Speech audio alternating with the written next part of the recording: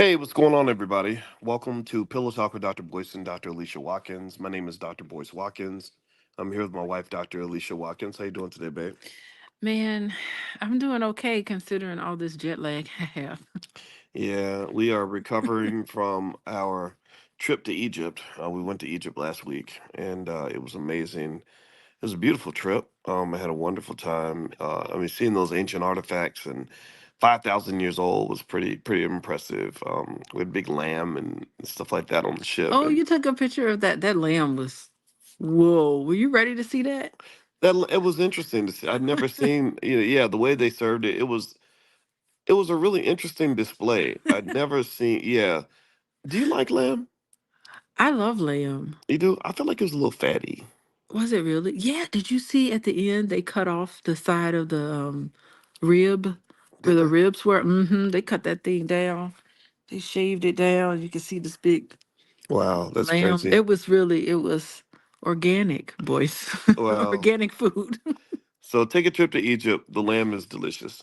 But anyway, how's everybody doing today? I hope you all are doing well. First off, let's do a quick sound check. Give me a yes if you can hear us okay. Let us know if you can hear us okay. Today we're going to talk about Simone Biles and this interesting development with Simone and her biological mother. Her mother's name is Shannon.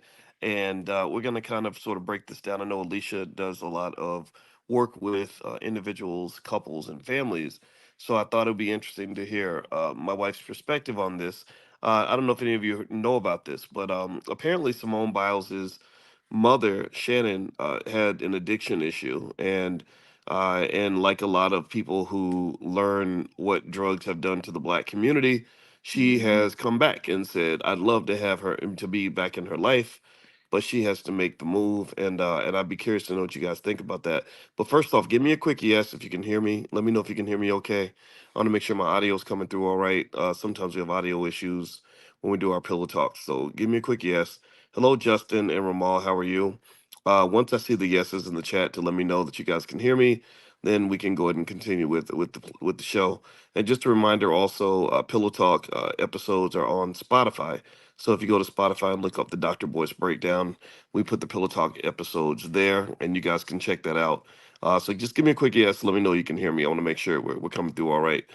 So, babe, okay, I see Justin said, yep. Okay, there we go. I'm seeing the yeses. Thank you, Sandra and Shahida. Uh, Boy, we learned the hard way to check in, make sure people can hear us. yeah. We We learned sat that the we hard way. sat here on episodes and literally talked to ourselves for a good 2 or 3 minutes, and then looked down and realized nobody could hear us. So the audio checks a must. Okay, so let's start here. What did you think when you saw that Simone Biles' mother, Shannon, wants to reconnect? She basically says that that Simone would have to initiate and reach out to her, and she says she's 27 now. I guess basically saying like I'm not gonna do it. She's gonna have to do it. What are your thoughts on that? Okay, so the mom had a substance abuse problem. And it's funny, you said that substance abuse is a big issue in the black community. And I want to refine that a little bit. I think trauma is an issue in the black community. And we know that individuals who use substances, um, that is sometimes what happens when you have a traumatic past. Hmm. So the substances sort of mitigate some of the pain that you feel from trauma. So I just want to highlight that. And what it sounds is that what you're saying is that who the mom wants to have a relationship with Simone Biles, and she put out a statement. She actually put out a statement that said, if this relationship were to occur, Simone Biles, as a 27-year-old child, basically adult child, would have to initiate. Is that correct? Yeah, yeah. The mom basically said Simone would have to do the initiation. She wouldn't Yeah, want to do it. I find that interesting because it seems like as a parent, the responsibility of the relationship that you have with your child rests on you.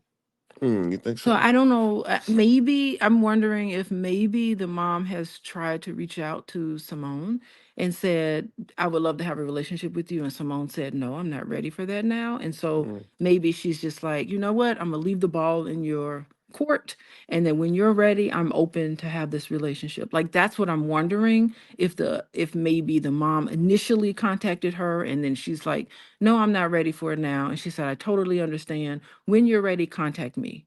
Or if the mom is saying, this relationship, if you want to have a relationship with me, you would have to contact me first. I'm just curious about who said what first, because you know, my opinion is that if this mom had a substance abuse issue, and part of the process of that issue is to repair relationships with people who they were wronged, so that's my curiosity about it. And I don't think it's ever the onus of a child to build that relationship with their parent.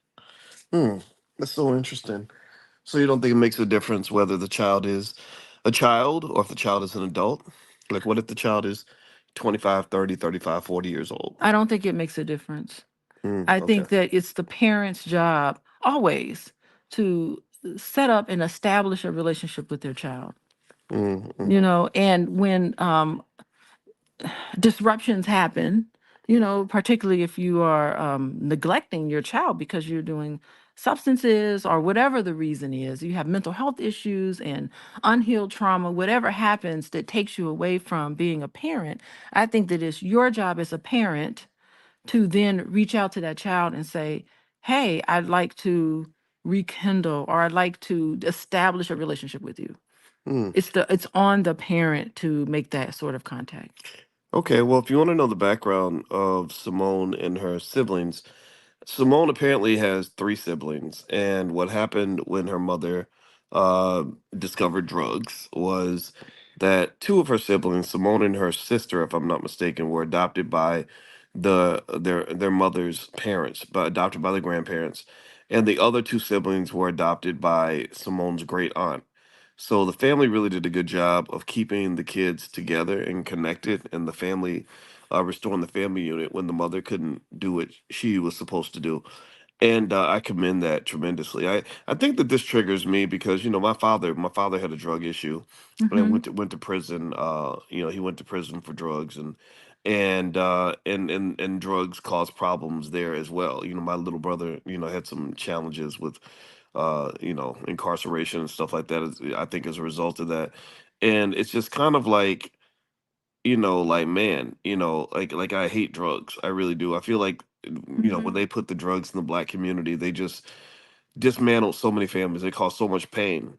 And then Yeah. the years later, when I hear rappers getting paid by white people to rap and promote drugs, to market drugs, it just burns me up because it's Yeah. like, do you know what you're doing? Like you're traumatizing children with this stuff, Yeah.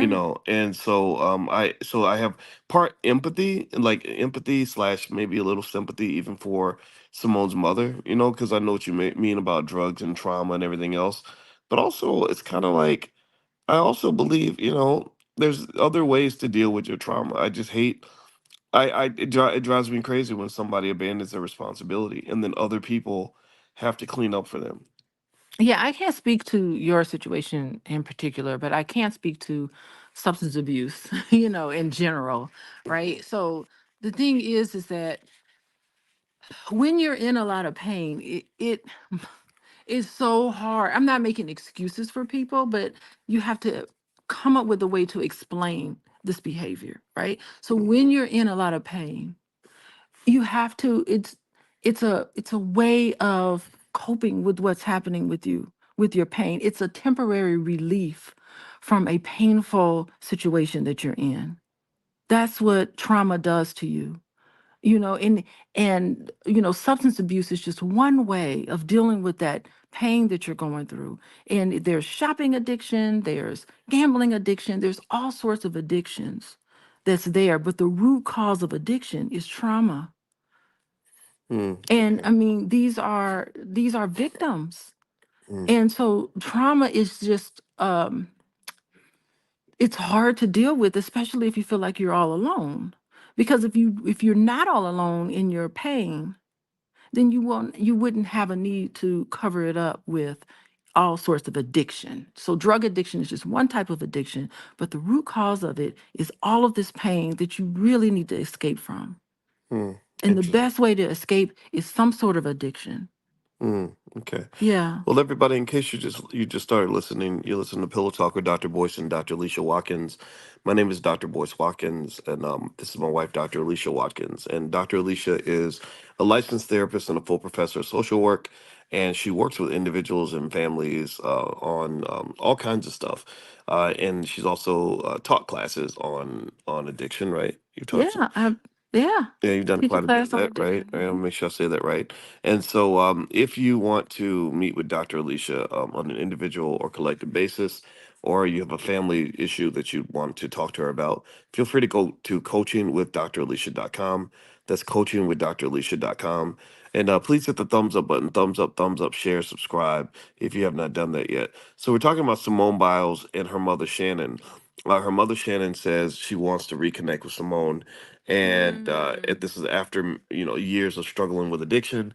Simone was raised by her grandparents, Shannon's parents, and her other siblings were adopted by their great aunt. And so, one thing, babe, that I was thinking about when Yeah. that happens, when it's like you think about this, right? Like the timing. And I know it's probably not the mother's fault, right? It's just the media, right? The media is like, okay, what's going on with your mom? But the timing is kind of crazy. We hear the story because right now Simone Biles is one of the most well-known and well-respected athletes on the planet right now. Hmm. The Olympics just happened. She went in there, she came, she saw, she conquered. I mean, she really did that. And the more I saw her perform at the Olympics, the more I said, "Oh my God, this is a one-of-a-kind athlete. Like, this lady is so talented." Oh, it's unbelievable how talented she is. Yeah, I mean, she's off the chain, and it's just kind of interesting. And I don't know, a lot of people would feel like, okay, that this is a money grab. I think I saw some comments where people saw what her mom said and they were like, yeah, of course you want to establish contact now, right? Because your daughter's famous. You didn't want nothing to do with her when she was just a little nappy head little kid, but now that she is a world champion and she's well known, she's worth millions of dollars. Oh, now you want to be friends again. Yeah, I What do you mean, to think? What would you question, say to that? yeah, I mean, to question the motives, of course, that's always there. And I wonder if that may guide the mom to actually make a statement to say, you know what, I want to reestablish relationship not only with Simone, but with my own parents, not only with my own parents, but my other children, and to reintegrate people who have experienced some things that's unfortunate to them. I'm certain this lady has a story, and for her to reintegrate into this family again after being, after healing, let's just, assume after going through this very difficult time for the mother. As a mother, I know it is so difficult to give up your children. I know people in my office who had substance abuse issues and had to give up their children. And it's not a day that goes by that they don't think about their children. Mm, And so that's just what I've seen like in my office, right? It is a very painful thing for them to experience, and it's hard to get your children back. Like once you're in the child welfare system and your children are being taken away and they give you stipulations and it gets to the point where you're not progressing the way you need to progress, they will take your children away permanently by adopting them out.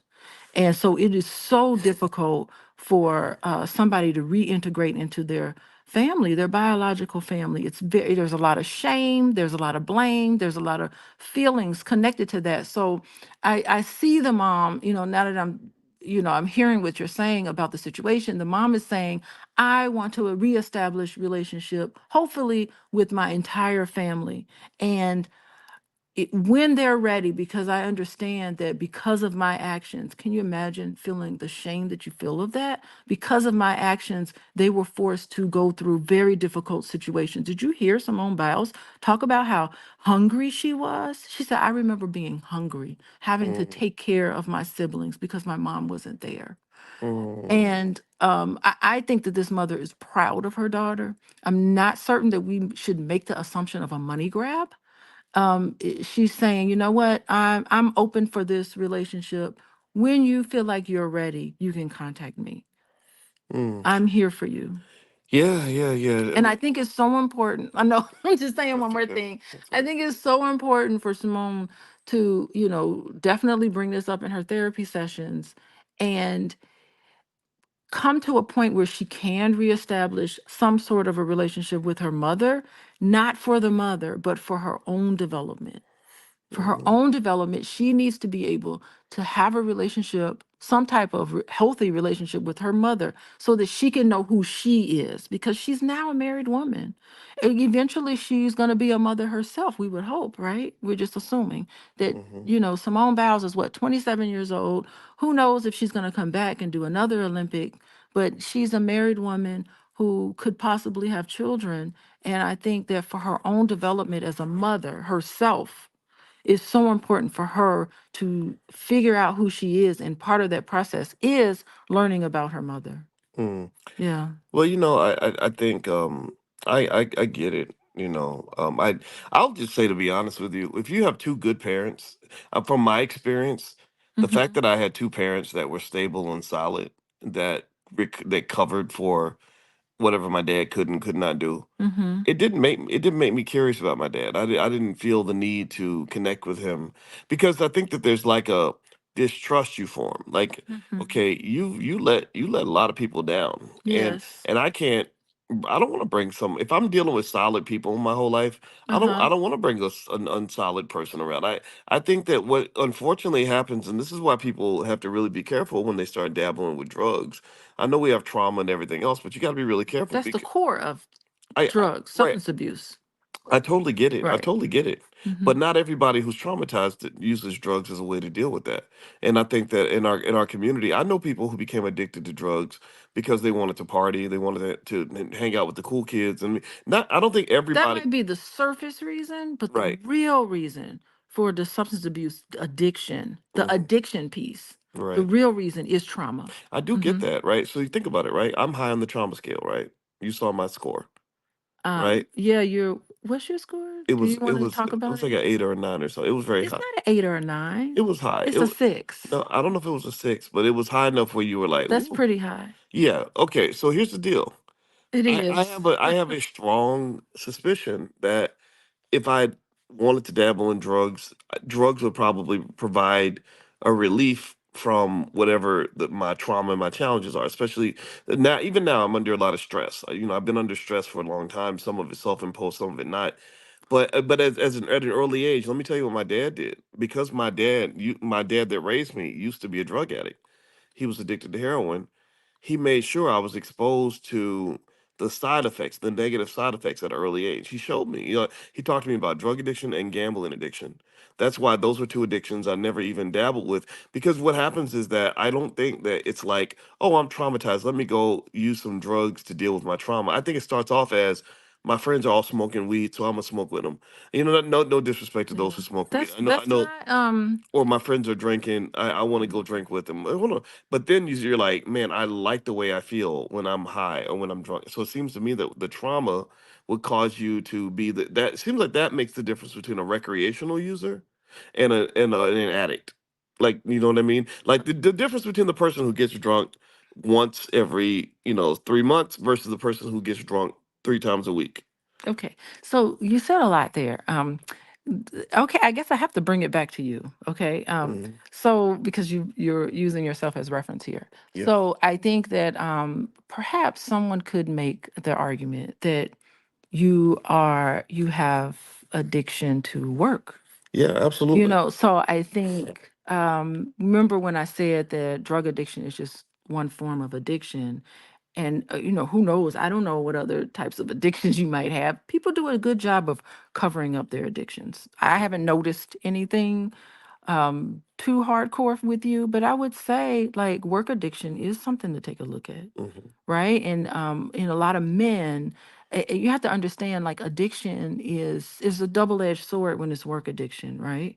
So it's great that you are hyper focused on your business and you want to do well and achieve well, but at the same time it's a double-edged sword because you're paying the cost. You mentioned that you were under a whole lot of stress, and experiencing stress, I would recommend you write down all of the things that stress you out and aspects of that that stress you out. And behind all of those stress, the stress that you feel like you have, there's a past painful experience in the past connected to that stress. You know, that's what I would be, because what's stressful for you is not stressful for someone else, because that other person has their own past painful experience connected to that stress. So, I mean, just to make it about you, I mean, I think that's really kind of something to look at. But when you talk about, I don't need this other, I don't need to have a relationship with my biological parents because the parents that I currently have done enough for me, right? The thing is, there is room for you to learn about yourself by learning about your biological parent. You Mm-hmm. know, it's like, there is nobody on the face of this earth that is 100% awful. And, you know, you need to see your biological parent in its entirety, the good, the bad, the ugly of your biological parent, because that's a way for you to look at yourself, right? A range of things. There's no such thing. If you walk around carrying the image in your head that my biological father is some terrible person, I can't imagine how you would feel about yourself, because that means that part of yourself, this is unconscious. If my biological parent is a terrible person, 100% terrible, and then you look at yourself, you got to say, there's part of me that's 100% terrible. Mm-hmm. You know, so Okay. you have to look at that. Okay, so I want to respond to that, but before I do that, Yeah. I'd like to ask everybody: could you take a second, please hit the thumbs up button, thumbs up, share, subscribe. You're watching Coach. Sorry, you're watching Pillow Talk with Dr. Boyce and Dr. Alicia Watkins. My name is Dr. Boyce Watkins. This is my wife, Dr. Alicia, and on Pillow Talk, our goal is to have intelligent conversations about interesting things happening in the Black community. And Dr. Alicia is a licensed therapist and a full professor of social work. So if you'd like to get to know her, set up an appointment, meet with her in person, feel free to go to coachingwithdralicia.com, and you can follow her at Coaching with Dr. Alicia. Now, so you make a good point, right? And I don't disagree with anything that you said. I think that when it comes to addiction, though, right? I think there's a difference between having a drug addiction versus a work addiction or a running addiction or whatever, right? Oh, yeah. And I think Exercise addiction is right, terrible. right. And here's the Yeah. thing, but here's the thing though, right? Hmm. If some I beg to say that if Biles's mother had chosen a work addiction, she would still be able to be a mom. And No, and you her wouldn't. You wouldn't be able to be a well, mom. no, you could. I mean, you could You work. can't have a work She would addiction no, and be. she would work her 14 hours a day and then be a mom for the other 10. Like I think that there's something that some addictions are worse than others. That's my point. Like I've had a I have no problem. I've always jokingly called myself a grindaholic because I love working. I've always Yeah, loved. but It's an there's addiction that I your relationships pay a price they for that. they do.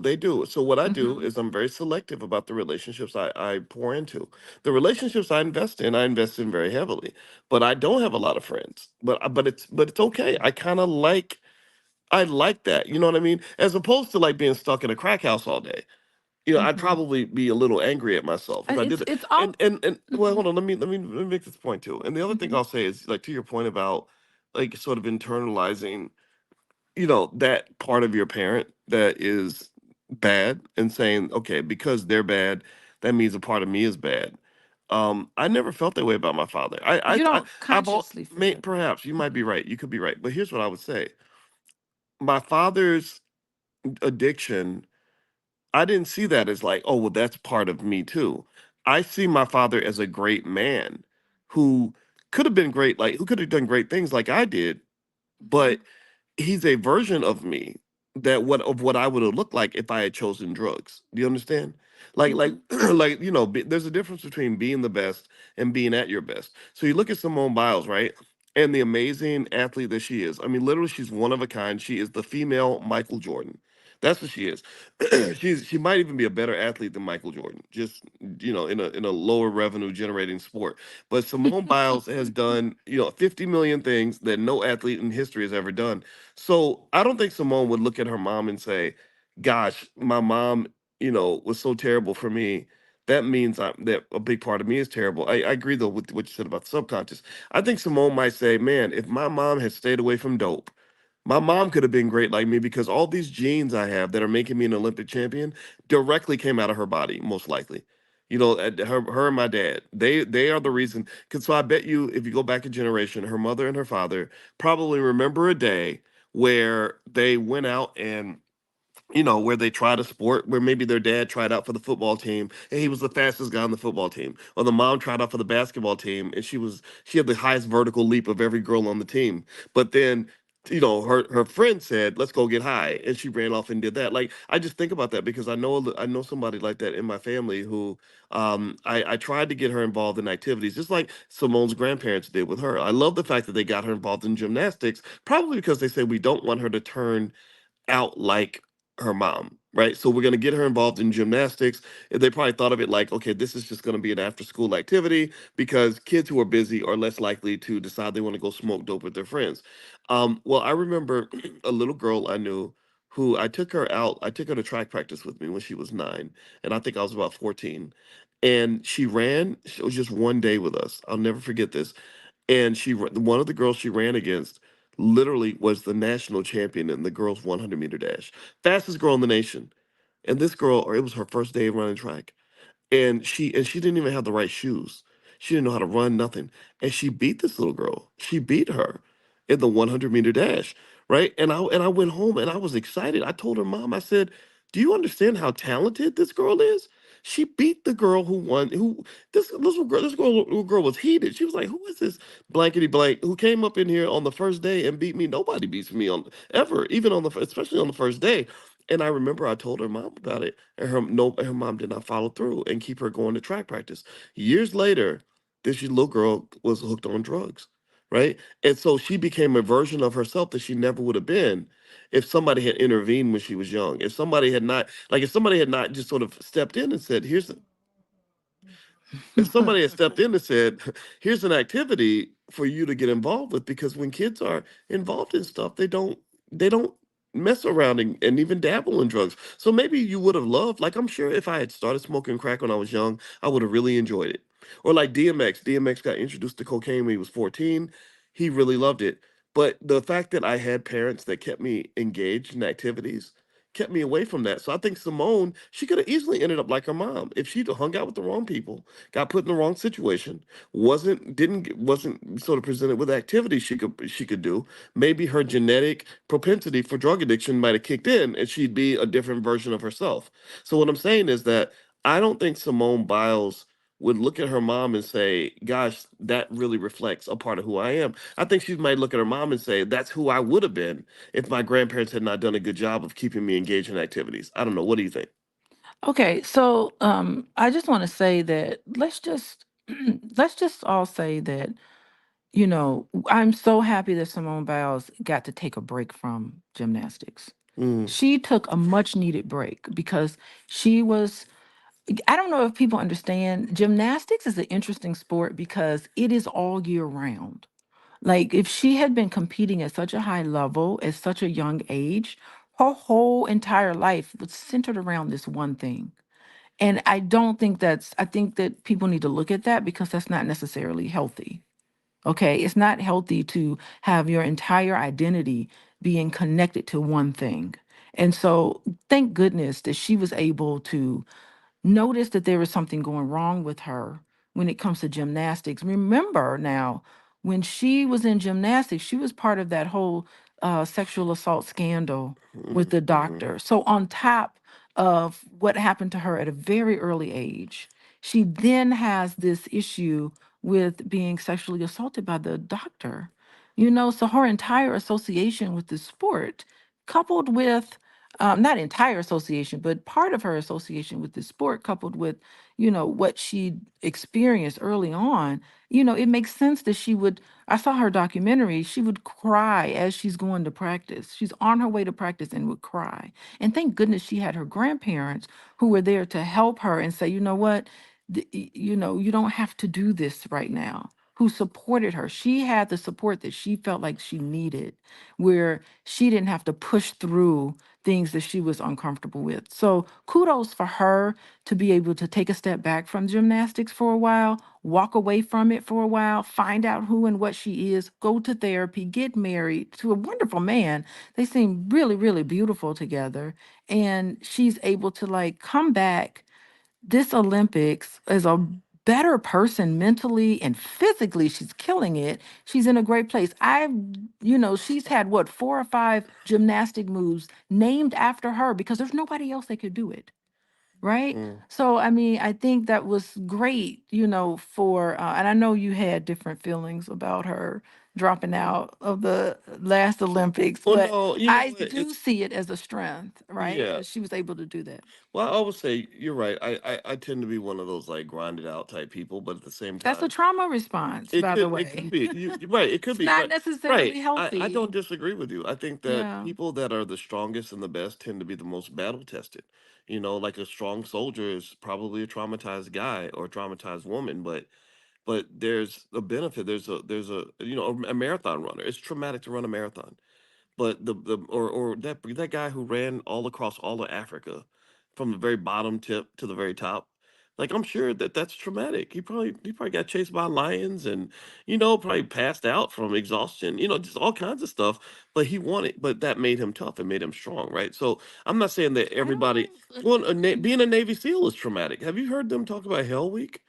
It's hell week. You don't get to sleep for 7 days, and you go through hell, right? But there are people who say, yeah, this is going to be traumatic. This is going to be hard, but I really want to be a champion that bad. Now the downside though is that after you go through the trauma, to your point, there has to be healing, right? Like every athlete in the Olympics who was a great performer probably traumatized their body on some level, but before they came out and competed, they healed, right? And after you heal, you come out with a superpower. Most people that have a superpower, like a Simone Biles, Mhm. have a horrific origin story where they could talk about a practice that they went through that was like sheer hell, or where they had to go Mhm. 100 times harder than the average person.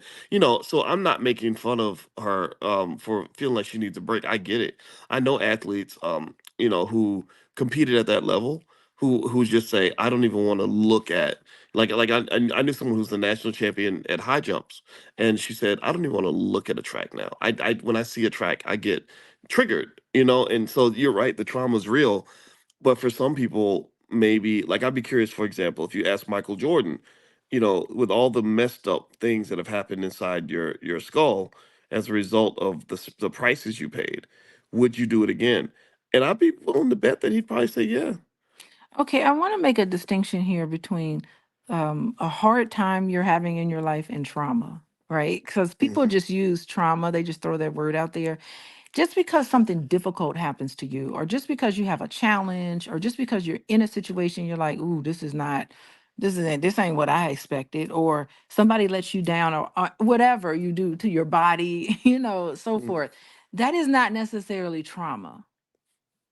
Trauma is what happens when you don't have a great support system or someone there that can help you process unfortunate things that will happen to you. All of us, every single one of us, we're all going to have a bad day. We're all going to have terrible things that happen to us. Okay, it doesn't need to develop into a traumatic experience for you. So there's a distinction between that. There's certain elements that you need to have where it can help you kind of process. Oh my God, I just had a terrible thing happen to me. Oh my God, this person did something to me. And I think that's what's terrible about a parent traumatizing you, because your parent is the person who needs to be there for you to help you process everything in the outside world that happens to you. And I think where it really becomes problematic is where the people who should be protecting you, who should be listening to you, who should be helping you process all the awful things that happen to you outside of the house, they let you down. And you are left alone in your thoughts and your feelings about this, and you don't feel like you have somebody to talk to about it. That's where the trauma develops, mm, mhm, right? Something awful, a big event that happens to you that's terrible. If you don't have a place to process all of that, then it turns into trauma. mm. Well, Miss Elite has a great question. She says, "Where was her dad?" A lot of times when you see that the mother dropped the ball, we talk about the mom, but we don't talk about the dad. I mean, I don't know. I don't even know if Simone's dad is alive or not. And Yeah. so that I think that's a good point. That was a great question because, we're tempted to put all the weight on the mother, but I also am a person who feels like, okay, I want to ask about the father too. So I think that's a great question. I don't know about the dad. I'm gonna look it up, because I think it's worth looking into, because it does I'm take. surprised you didn't do it. Well, I'm surprised you you know what, didn't look I it did, up. That's always I on your should, I hand. should have. That You're it slipping, boys. it takes two people to make a baby. Last time I checked. But anyway, please hit the thumbs up button, thumbs up, share, subscribe. You're watching Pillow Talk with Dr. Boyce and Dr. Alicia Watkins. My name is Dr. Boyce Watkins, and this is my wife, Dr. Alicia Watkins. And I want to invite you all to join Dr. Alicia and I for the 2024 All Black National Convention.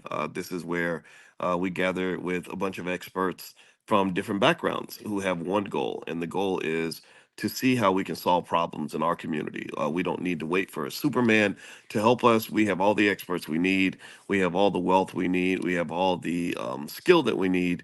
We just have to work hard for each other. So if you want to network with like-minded people and have a great time at the same time, and also learn, and do business and everything else, feel free to join us. It's going to be in Chicago, in Lombard, Illinois, right outside Chicago, on October 25th to the 27th.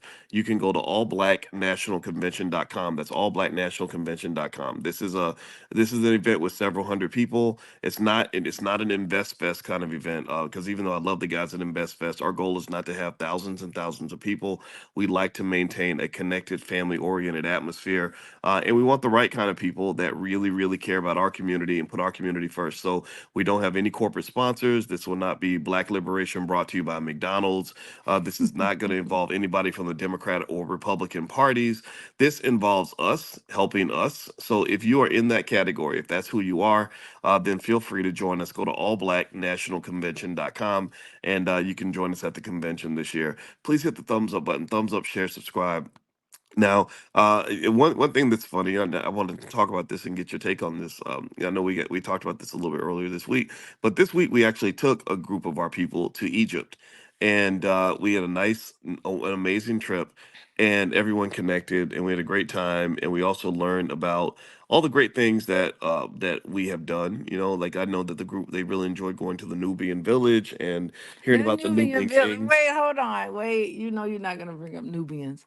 That Nubian village was something to experience. Oh my God, I love the. Never did I ever think that we were gonna have this experience. Like it was just like we were all the people that were in my cart. I was like, were you prepared for this? Were you ready for this? It was a pleasant surprise, I will say.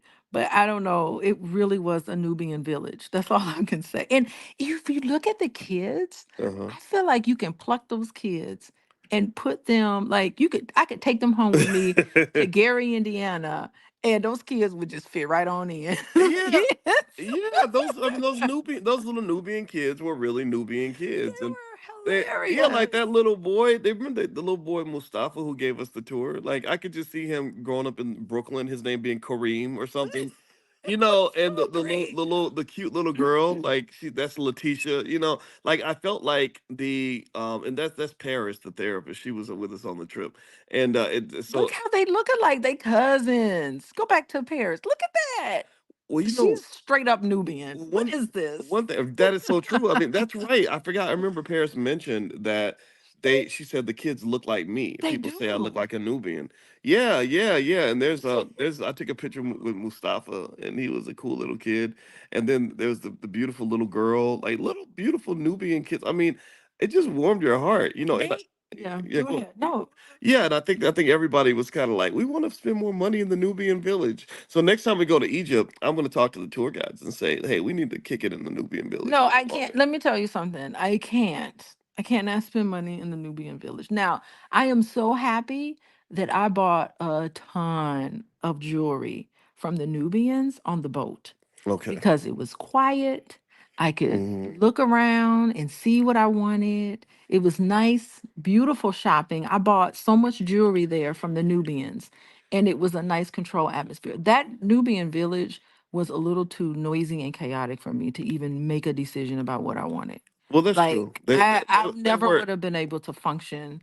I would have been like, okay, stop. I can't function right now. Well, they You were know, excited to see us, right? they So, were so you very did. excited to see You us. had a lot of kids running up, It was and chaos, a boys. lot of old ladies. Like it wasn't a lot. I didn't see a lot of men running up on us. Like when we went to the pyramids and stuff, there it was a lot of men Well, the men were selling things. driving the little scooters. Oh, that's right. They were. They The were. men were driving the scooters. I saw the men in the stores. It looked like they had, I don't know what it was, but it looked like they were selling something. They were kind of in the stores, so to speak, when we were coming down from the hill. I Mm, saw them in there and it looked like there was merchandise they were selling or they were working on cars or I don't know what it was, but I saw a lot of the men inside those stores. But the women and children were whew, yeah, yeah. selling. It was. They were beautiful though. You know me. I gave away all my money, and that's me. And we had And camels. that was a problem because the security That's guard was true. like, the He was. security guard had to walk up to you and say, put your money away or we're never going to get out of here. Yeah, he said, please, he said, sir, please keep your money. Please keep your I money. was like, Boyce is Yeah, stressing out the security yeah, guard. yeah. I did do that. No, but you Yeah. have to understand, like, I kind of get it. It's like you feel bad because you see people who are, according to they looked really happy, by the way. The people that we saw, they looked really happy. However, when you look at like the living conditions they were in, like compared to how we are here in our Western society, they look like, God, this is terrible. They're down and out. These people need services, right? They need help. But the thing is that how they do it is that we pay our tour guide money to tip everybody so that we can, as people on this tour, we can enjoy the tour and see the sights without being swarmed by a bunch of people. We say, hey, if you want money from us, you got to talk to the tour guide, right? Or tip Mm. from us or whatever extra from us, you need to talk to the tour guide so that the pressure is off of us to be swarmed by these people. We can sit back and really enjoy the sights without having being harassed. Yeah, Yeah. I get that. But I'm gonna be honest with you. I like to put the money directly in the hand of the person that's supposed to get it. I don't believe in trickle down economics. You know, Well, I mean, it's not I always that much of a wonder. trickle down. It's Yeah, just one person that's protecting us because the security, he knows what he's doing. Did you see all his weapons? He had like 3 or 4 weapons on him, or 2 or 3 weapons. His job is to keep us safe. So it's almost like a balance between we need tourists to come here. We want to make sure everybody is safe versus, yes, the tourists want to tip everybody. And we're going to make sure that we can make that happen. But we also need to think about safety. yeah, I get that. So, I get that. But I still gave out money. I couldn't help it. But anyway, Melissa's asking about Egyptian hospitality. Do they recognize Black Americans as people yes, seeking the truth about ancestors? yes, they Yeah, do. they were very hospitable. I don't know if it was because we're rich Americans. Remember, the average income in Egypt is between $300 and $400 a month. So if you go over there and you make $1,000 a month, you're gonna be seen as a rich person, right? So when you spend 10, 15, $20 somewhere, you really get a chance to make somebody's day, and but yeah, I thought the hospitality is pretty good. What'd you think? Yeah, I think they were kind of like when they see us and here we are, black people coming back. They were like, family, Yeah, yeah. welcome home. It was really beautiful. Well, they have lots of tourists from Europe, and I think that they did see a difference between I don't a think they group. treated the Europeans the same. No, they didn't. They Yeah. didn't. They didn't. When I would go back, and this is where we were, Hatshepsut, the queen. It's like that building. Do y'all see that building in the picture right there? Look at that building behind us. Y'all see that building? That building. I walked up to that building. I thought that building was built like in the 1980s. It Like is. I thought it was like a modern building that was going to take us to the other side where we're going to see a monument. That building is the monument. It's That building, crazy. that building right there, y'all, was built 5,000 years ago.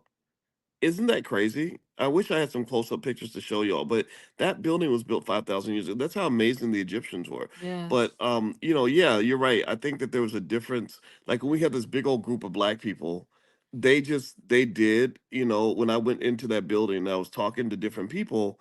and I know, I felt like some of it might have been kind of a money grab, but there was a constant reference to, hey, we got look at same skin, we have same skin, and they They they would did. point to their skin and kind of say, hey, we look alike, and I was like, yeah, you are my brother on a different in a different way, right? So I personally think that anybody who gets a chance to go to Egypt should definitely go. I think that traveling with a group of like-minded people really that's what really made the trip for me. Yeah, I think that's what I think the best for me, the absolute best part of the trip. Wait, there's two best parts. I can't say. I can't believe I'm saying this, but the best part of the trip was meeting everybody. Yeah, It's just meeting everybody on the trip. I yeah. really believe that. Oh yeah, Yeah. yeah. But the second best part, of course, boys, was meeting my ancestors. Oh yeah, King Ramses the I'm third. the descendant of Ramses the Third, and I got to see his Tomb. tomb. You went into his tomb, which is crazy. That's crazy. And he was the very first um pharaoh, I guess, king. He was the very first king that painted pictures of his family, his daughters and his family members is painted on the wall. So I got pictures of them sending it back home to my brother and cousin. And I'm like, these are family, these are relatives. So it's great to be a descendant. And I did check with the Egyptologist. I said, okay, is this for real? And he said, oh, yeah, it is for real. They actually went in his tomb, they got his DNA and they put it in the system. So if it's a match with you, a genetic match, then that's real. Wow, So that's crazy. yeah. I'm trying to figure out how you get the DNA from a mummy. That's just it. I mean, I don't that part. I just it Well, just that's the beauty of what the ancient Egyptians did was they were able to come up with this process of mummying, the mummification process to preserve the body in such a way where you can extract the DNA. well. It's Remember we saw King remarkable. Tut's mummy? That's King Tut, y'all. Look at that. Look at that. That's crazy. And the guy and I gave the guy a couple dollars, and he took that picture from the other side of the glass. We couldn't get over there. And so he told us to kneel down. That's what I love. I loved giving the brothers like a couple dollars because it was cool. Because I was telling you, I Mhm. said, this is great. I can get a $20 photo shoot because they know all the best angles. They know all the best pictures. They're So they very, re- they had me lit up in they're there. Like, skilled. I love that. And and that's by the way, if you want to see King Tut in the face, that's what King Tut's mummy looks like directly in the face. So he took that picture. And if you want to see his crusty toes, these are his toes. Look at those toes. Remember the movie Boomerang with Eddie Murphy? That's what that makes me think about. And her feet was That all lady messed up. looks like that lady's feet in Boomerang. Yeah. But anyway, yeah. So I recommend you guys taking a trip there if you can. We had a great time, and also we're looking to build another trip soon. So if you'd like to go to Africa with us, we're not going to go to Egypt again this time. We're going to go to Ghana. But if Oh, you'd so like. Ghana is confirmed? Most likely, we're still in the final stages, but we're gonna have multiple trips actually that are scheduled that people can choose from. So if you'd like to join our travel club, we're forming a travel group.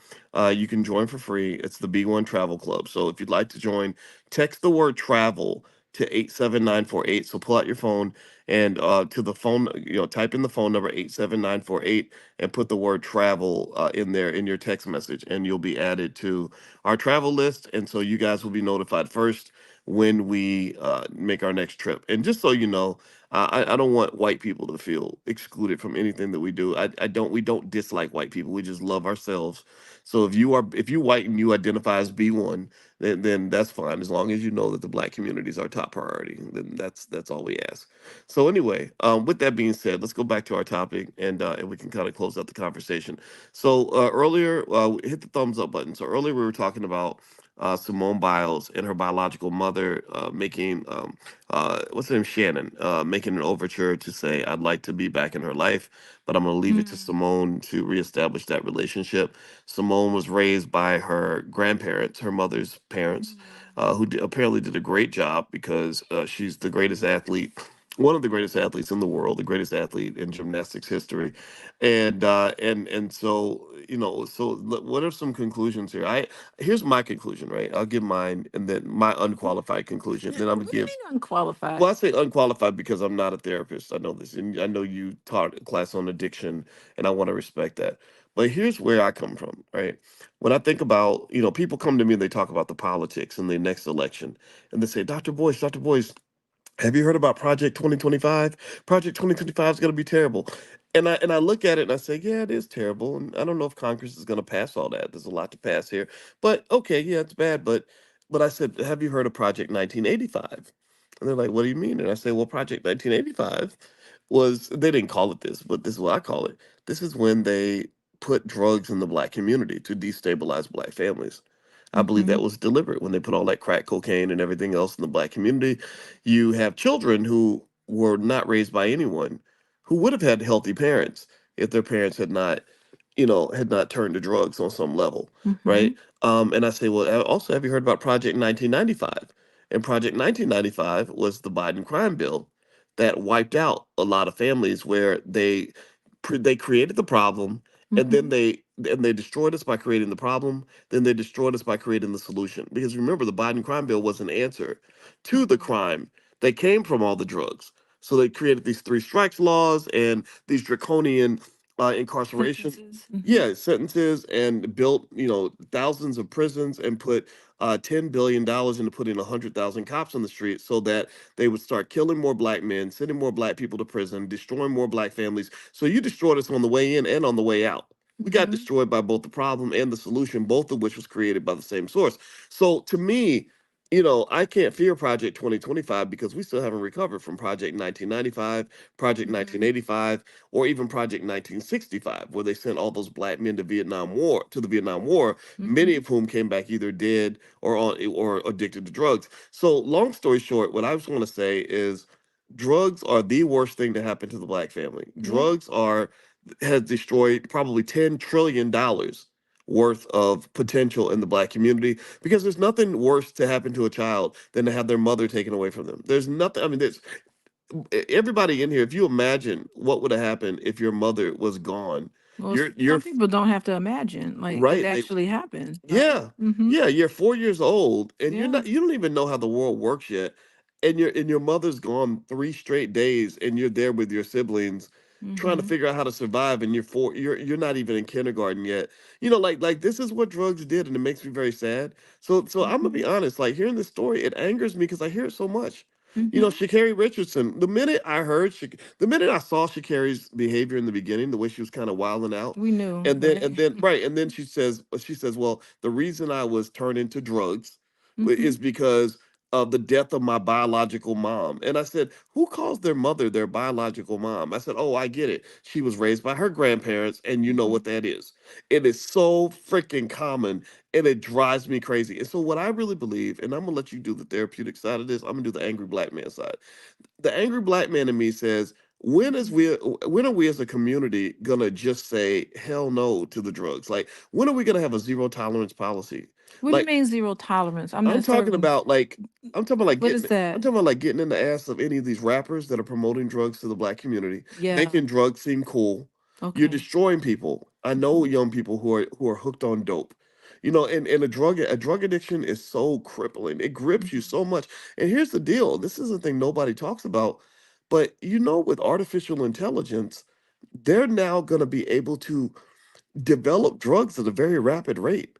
So that means you're going to have great drugs come along, like things that Mm-hmm. can maybe cure cancer and Alzheimer's and all that. But you're also going to have some of the worst, scariest, most devastating illegal drugs you can imagine. Mm-hmm. Like a type of drug where you inhale it one time and it rots your brain in seconds. Well, Like, that's what crack did. right, crack Yeah. was the beginning. Crack I think was. crack is Mm-hmm. the beginning, Yeah. right? And there's things out there now that are worse than crack. Designer When drug. they talk Mm-hmm. about fentanyl and all that, Mm-hmm. imagine fentanyl times 100. That's where you're going. And fentanyl's already, what, 100 or 1,000 times worse than heroin? Mm-hmm. And heroin is Yeah, unbelievable. it can stop your heart. Yeah. Heroin is a drug that is a depressant, and you could take it. It's not regulated, so people with heroin addiction, I mean, their heart can just stop and they die.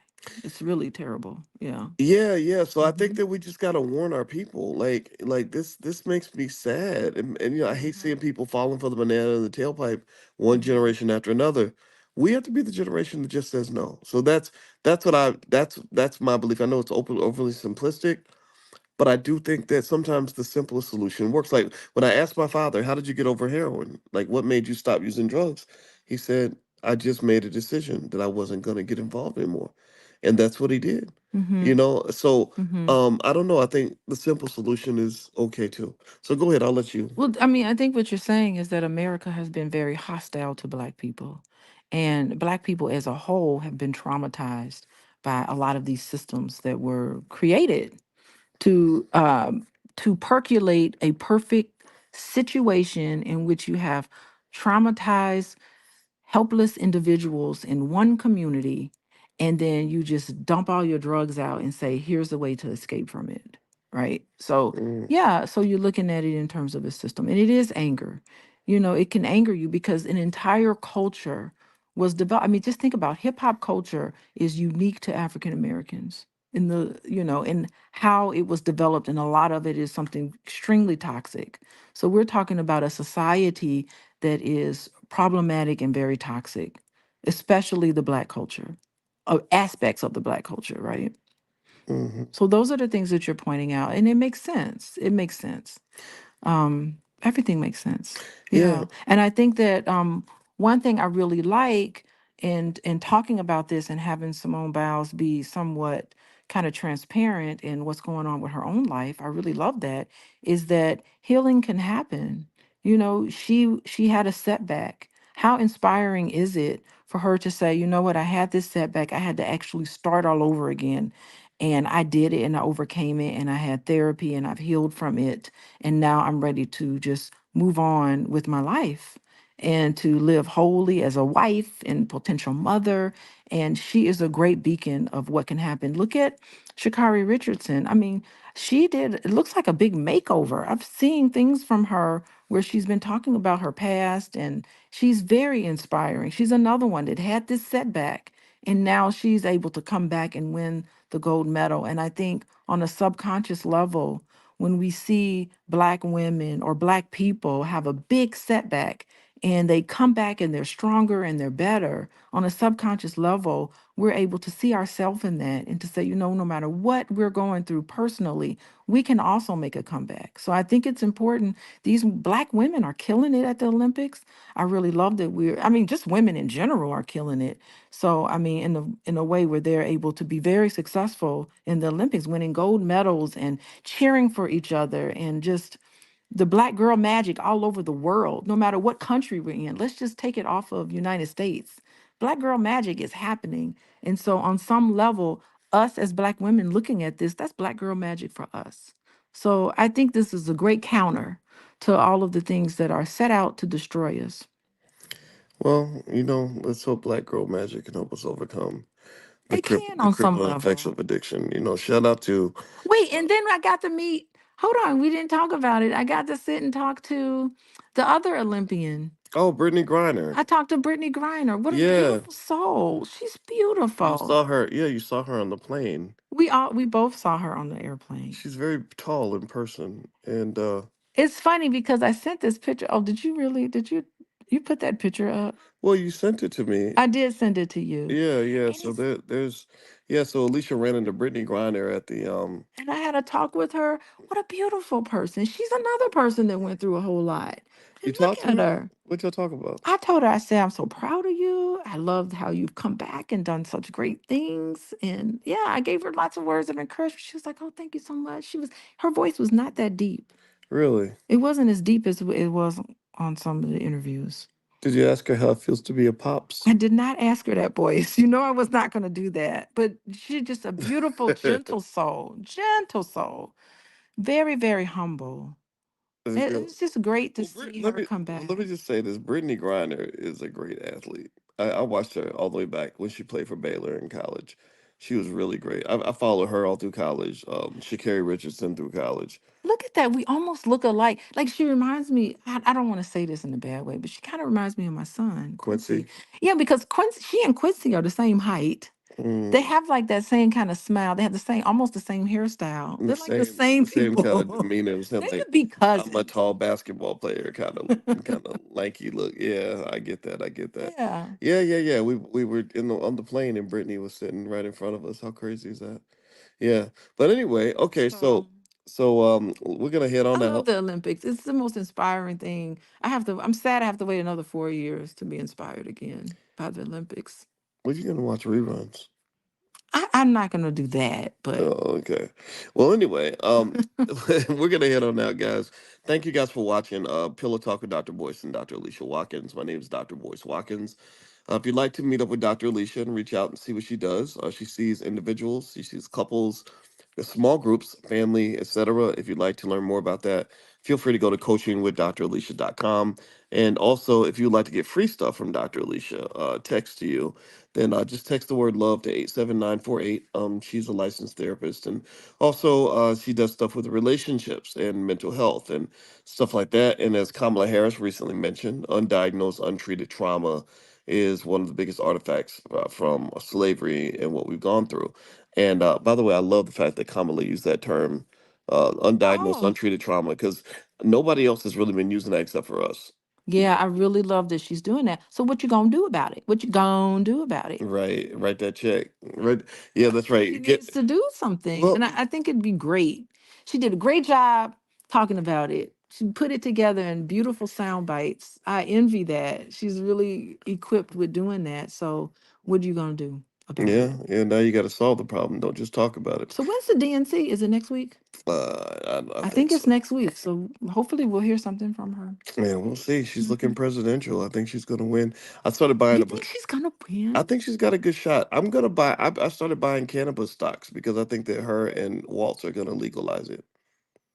I think That's they're what's I up. think they're going to push for legalization, and so I'm getting us, just so you know, I'm getting our generational wealth positioned.